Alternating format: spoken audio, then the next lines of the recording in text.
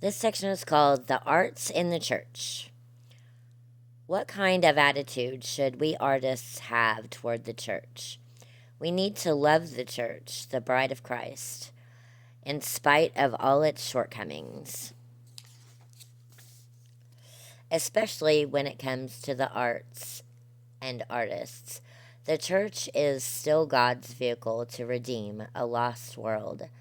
Charlie Peacock, a Christian songwriter and producer, says true artists purpose to love the church despite indifference or opposition to their work.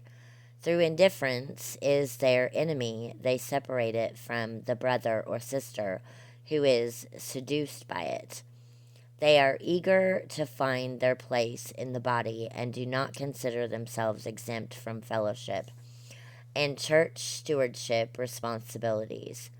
They love the church and do all they can to build it up. For how can you love Christ and hate his church? We live in a time, however, when many artists don't give the church a second thought.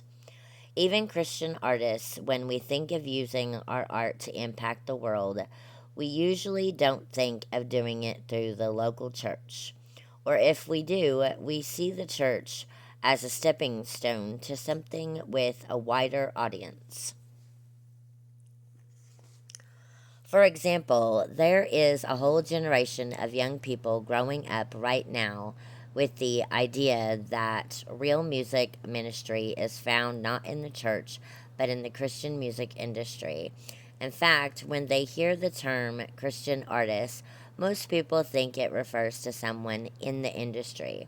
Yet, the alto in the church choir, the Christian actor involved in community theater, and the born again art professor are each every bit as much a Christian artist as someone in the industry.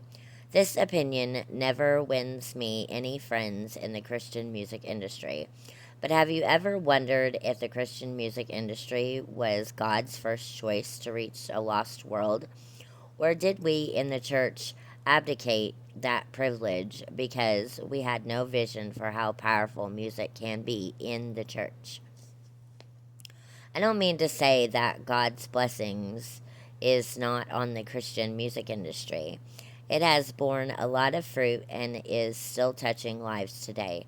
That impact would not be lost if Christian artists were channeled into the church and or the marketplace.